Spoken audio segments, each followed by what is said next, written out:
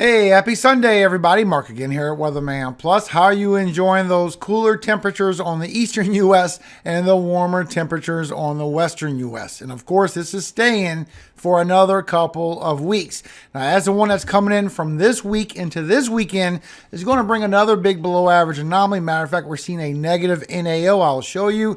And that's bringing the cooler temperatures further south into the U.S. Now, this would be a colder spill, still not bringing a lot of widespread freezing temperatures, but it is bringing some, and it's bringing a lot of very cold wind chills still, everybody. Now, with any cold front, it brings the storms and convection and severe weather. So for today, we do have chances for storms in this marginal right here. This is chances maybe for some 50 miles per hour wind gusts, maybe some small hail. That's it. For tomorrow, we're going to see more of the same and not a tornado threat.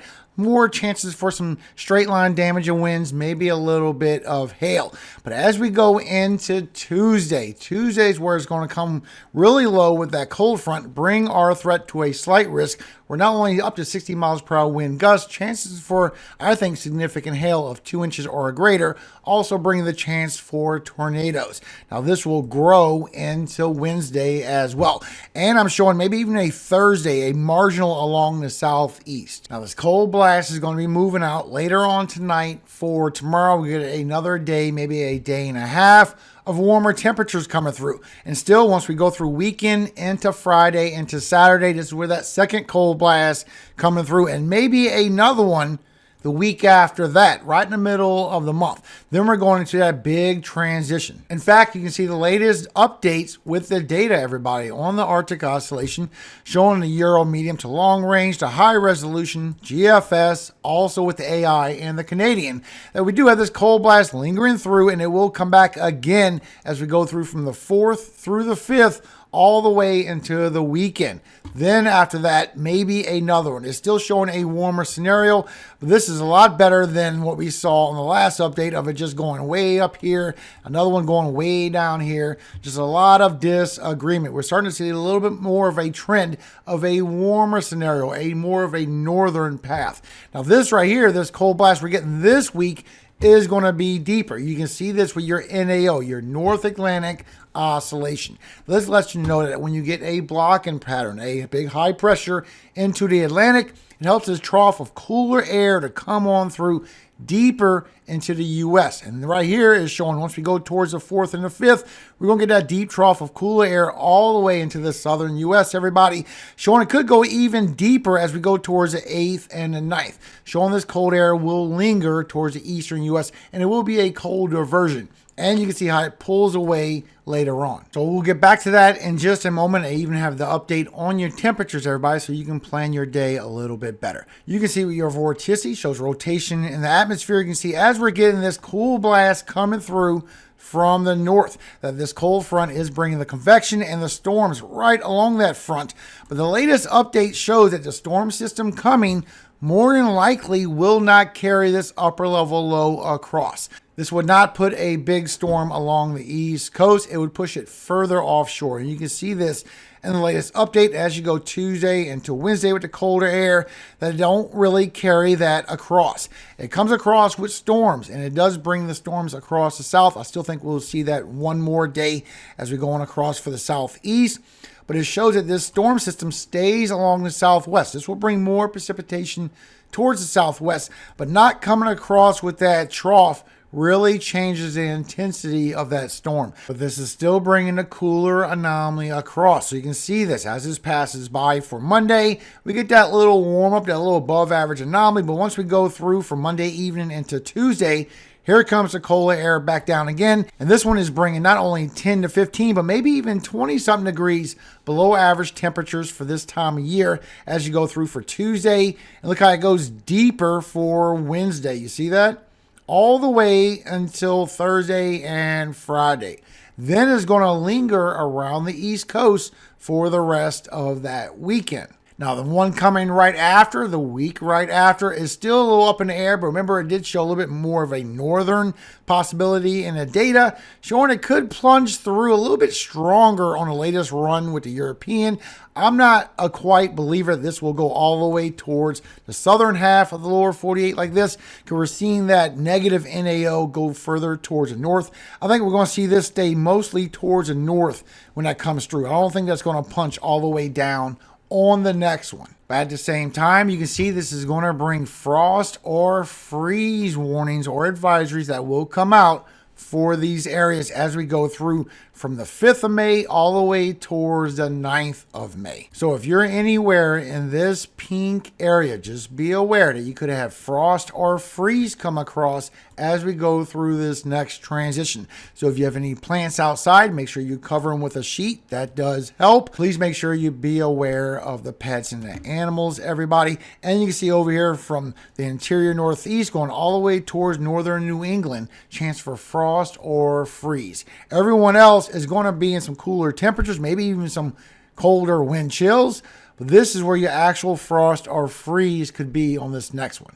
Now the severe weather real quick. For tomorrow, you can see thunderstorms in any of this green area along this front. There isn't no chance for tornadoes, everybody. This will be for wind and hail. So here's your cities and states at risk for possible winds and hail on Monday. Showing that as we start going through Monday evening, late evening, we're going to start seeing some thunderstorms produced over here from Missouri going through Iowa, through Illinois.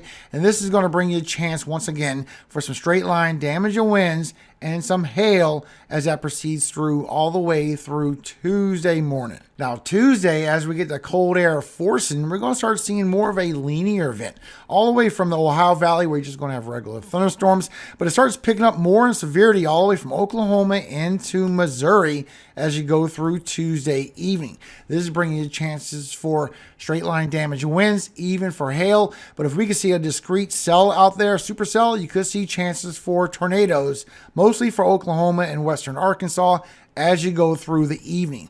Now, what we need to watch out for is that transition as we get these storms coming through for Tuesday evening. As we're getting the forcing over here from the west, bring this linear event right here along the southern side. So far showing in the latest deterministic that nothing is reproducing out of there. But we need to watch for those cells that are swinging by.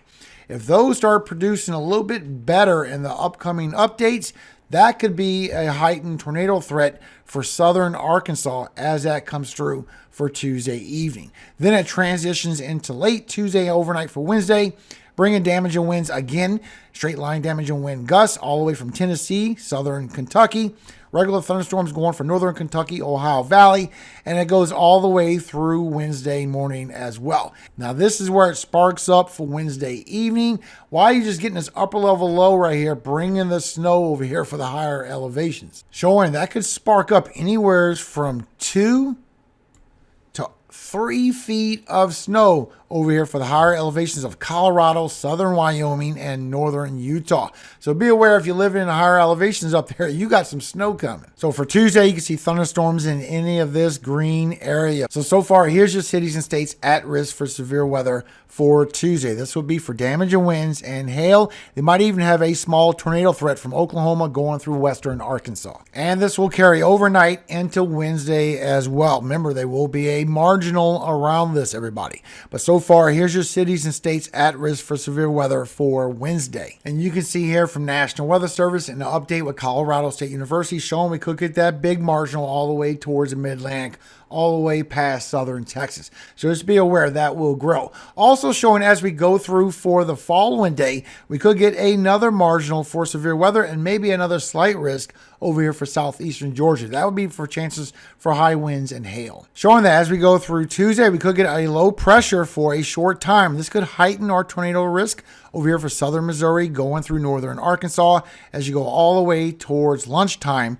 Then we get that linear event pushing through and it squashes that low pressure. So that would lower your severe risk. And showing as we go through Wednesday, that will push across Tennessee, Kentucky Valley, and all the way towards the south and the southeast for late Wednesday, overnight for Thursday. So showing that you could get that Thursday as well. This would be chances for damage and winds and hail. Might even grow a small tornado threat over here for Georgia. But still, that upper level low is not traveling with the latest update with this cold front coming through. So you won't see a possible negative tilt where this storm intensifies. Showing still all those main winds will be right offshore. This is a Euro.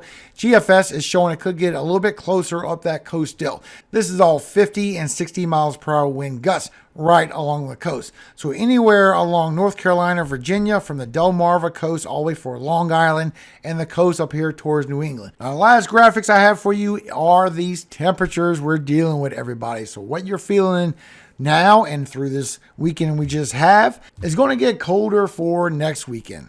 So as we go through for our highs for today, you can see these 80s coming back, the 70s going all the way into Canada, even the 90s across the Southwest. For tomorrow, we're going to see this as well for our highs. Now the 90s are coming through Texas, Oklahoma, Kansas, and the 80s all the way through the Corn Belt.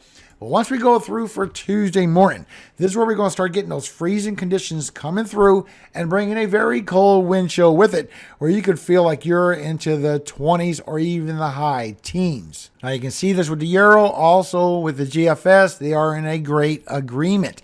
Now for your highs for Tuesday, it will stay hot and warm along the south. Still got the 90s from Mexico into Texas, even the hundreds into Mexico. You will stay to 40s and 50s across the north and warmer along the west coast. But here comes that front. So as we go through Wednesday, bringing those 40s further south now, bringing those freezing conditions and a very cold wind chill. And once again, you can see with the Euro and with the GFS, they're in a great agreement where this is positioning up at everybody. Now, your highs for Wednesday, once again, you will stay in the 40s and 50s across the north. You'll stay warmer across the south, the 70s, even maybe the 80s. And you're going to stay warmer across the southeast, the mid-Atlantic, and the deep south into Mexico.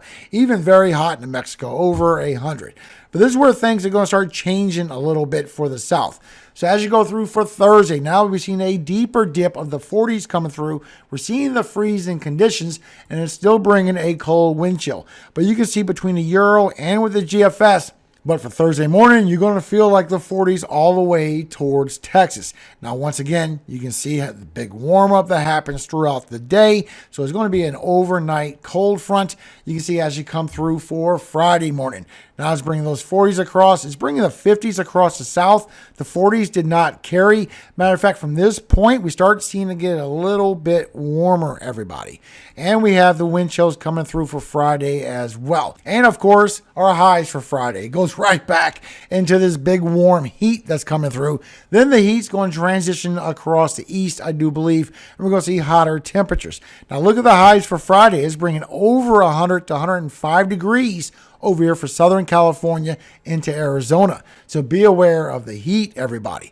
Enjoy this cold blast coming through. This will be a colder cold blast. But remember, the heat is coming right behind it. So that is your latest update of what's going on with this wacky weather pattern, everybody. Thank you again for your time. Hope you still have a very blessed weekend this weekend. I will see you again for tomorrow morning. Now, before I go, a quick word from our Father, everybody. Psalm 106, 1 through 5.